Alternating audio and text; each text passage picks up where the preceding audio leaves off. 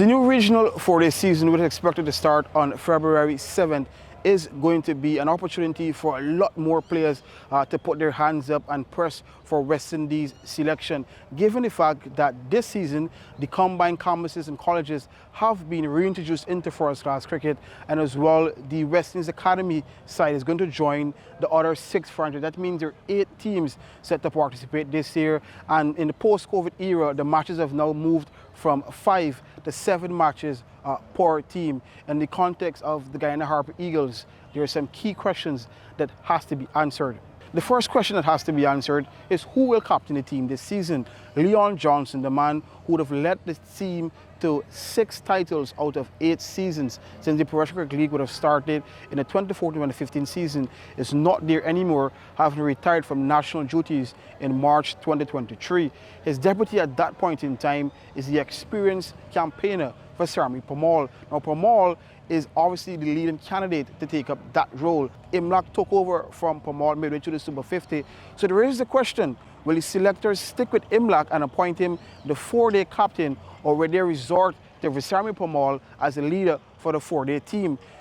The question could be easily answered given the fact that if Imlach is not available for the first round, one would believe that Permaul will be the first choice option in that regards. The unavailability of Imlach is not limited to him. There's a potential opportunity where at least 5 of the present Guyanese in Australia for that 2-test tour, many of them could not be available for the first round. It's on the basis in the past, the medical department have opted to rest players for a short period after test tours. And with 5 of those players are in Australia for that tour, and I believe at least 3 of them potentially could be in the West Indies white ball squads for the 3 ODIs and 3 T20 internationals, which run from February 1st to February 11th in Australia. So you could have a gulf of really 5 first-choice players potentially not being available for that first round, which is expected to start on February 7th. Now, where do you find the replacements? Well, that is going to be the big bugbear in question. If Tage is not going to open the batting, who is next? One would expect that maybe the contracted list of players would be first choice options. But hear this, apart from that 5 I would have mentioned in terms of Tevin Imlach, Tage Ryan Chanchapal, Gudakish Moti, Kevin Sinclair, and Shamar Joseph being absent potentially from the first round, there is the likes of Kimo Paul, Romario Shepherd, Shafrini Rutherford, Shimon Hetmeyer. All of them have T20 commitments, whether it be in South Africa or the UAE. And then your 2 young recruits in Mavenja Dindial and Isaiah Thorne are in South Africa for the ICC Under-19 World Cup. So a lot of players are absent for different reasons. It makes the selector's job obviously a bit more harder. Now, if you're not going to look in terms of Tage potentially being away from that first round, one would think that maybe Rampatab Ramnath may be the one ushered in that opening slot.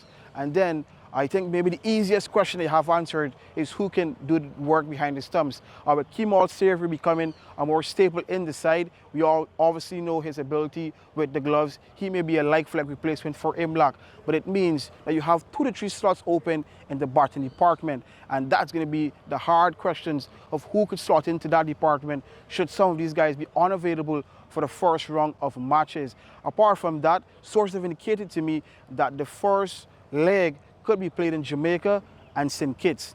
Those 2 destinations are usually more fun for fast bowling. With Niall Smith and Ronsford Beaton being your 2 frontline pacers, you're going to want to have an extra pacer, obviously in terms of regards of wanting to have the ability to gather important fast bowling points. Now, who is that extra pacer, given that Shamar is probably going to be unavailable for selection? Do we go back to Dimitri Cameron, who would have replaced Ronsford Beaton at the end of last season when Beaton would have been suspended for a bowling action? Or do you look further afield in terms of who goes for Moti? Do the selectors opt for Anthony Adams, who's been knocking on the door for numerous of years on the domestic circuit, but obviously given that he had Moti and Veerasammy Permaul, his selection became very difficult? Or there's also the option of looking for a more balanced side in having both Veerasammy Permaul and the new gun on the scene in terms of Junior Sinclair offering that off-spin option. So lots to ponder for the Harpy Eagles. Where do they get those questions answered? One would have to think it's from the 2 practice games that the Guyana Cricket Board have organized. The first, which starts on December 9th right here at the Georgian Cricket Club border. For sure, young players are hoping to make their mark for Guyana and at the regional level. They have to put their hands up in those matches. I believe strong performances will probably dictate who makes that squad. If those West Indies quintet is unavailable for the first round, certainly young players putting up their hands in those 2 practice matches will go a far way in potentially seeing them in the Guyana colours this season. Reporting for the newsroom, I'm Akim Green.